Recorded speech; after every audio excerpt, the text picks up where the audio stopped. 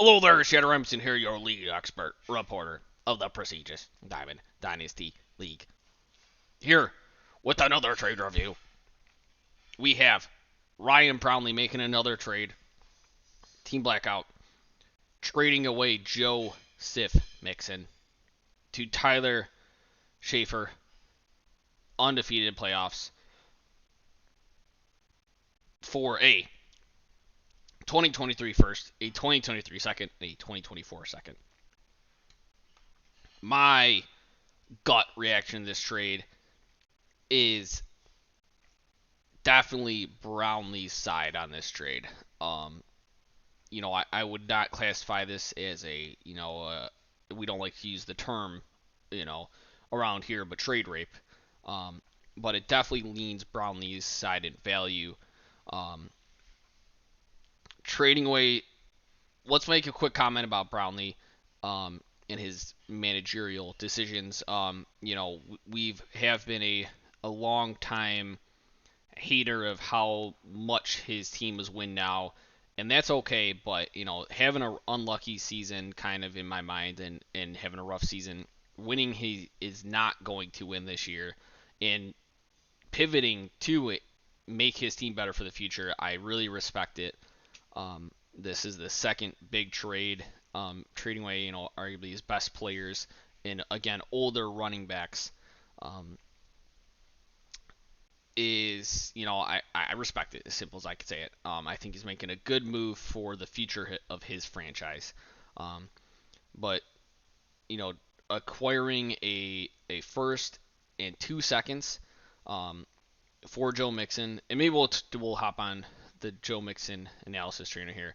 Um, I think Joe Mixon is a very promising running back. He's old. He's kind of 26, so still on the older end. But in a Cincy offense, which has been crazy struggling this year, especially on the running side of the ball, and he definitely has more than a couple years ahead of him in a good offense.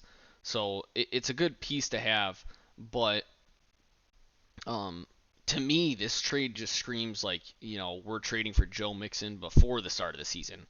So, Joe Mixon, where he's going to be here. I mean, into the season, we're coming in. The Cincy uh, O line's improved. They're the best in the league. The Cincy offense, they just went to the Super Bowl.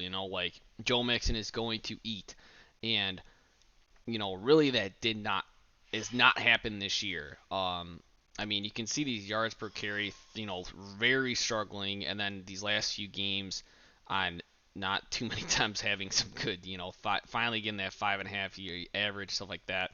Um, and just one touchdown, just not looking good. I mean, like you look at his previous years, top five, top 10. I think he's hurt here. Um, like is a good running back, but they've really come into this year struggling. And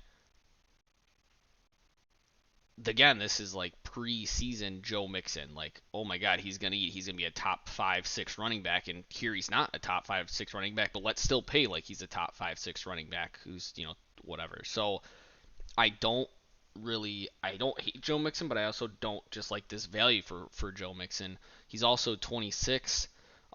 To go on previous trades, there was kind of a market created for older running backs. Of course, Joe Mixon is younger than these older running backs. We had Delvin Cook and Derrick Henry kind of essentially traded for like a first round plus more. And here we have Joe Mixon being traded for, a first round and then plus 2 seconds. So, I think the more is maybe the second, but then we have just a second thrown in here, and not to I don't want to harp on a previous trade by Warris, but I think one of our biggest criticisms in a previous trade was just that a second was just thrown in there for no reason. It's kind of the same feeling to me here.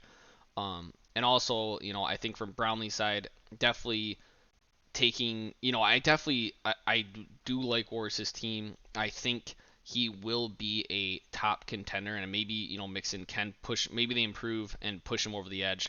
Um, I think Warris has a very solid team, and can definitely easily compete, especially maybe for a championship now with Joe Mixon and etc. Um, so maybe this is a top 4 pick, and on for Warris's sake, and so this means this is a top or a bottom for first round, bottom for second round. But next year, who knows? Like, maybe he's got some injuries. Who knows? I still think Warris' team is actually set up for the future more than I give it credit for. So this is kind of a Tyler betting in himself, and I respect that. But also just a second thrown in there, which I just think is unnecessary. Um, so I definitely have to lean Brownlee on this trade. I don't want to maybe keep going down the train of if you're gonna trade this much away, but maybe I should say it for the sake of the league, but like running backs have a shorter life, shelf life, whatever the heck it's called, shelf life, um, and he's 26 years old. Getting a 26-year-old wide receiver is much better than getting a 26-year-old running back.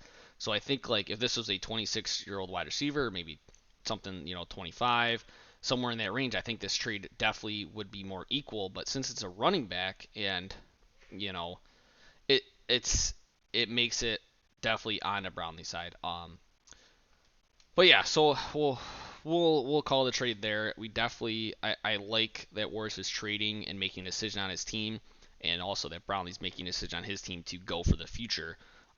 So really the absolute two teams deciding to go two separate ways and making that key decision for their teams is pretty cool to see.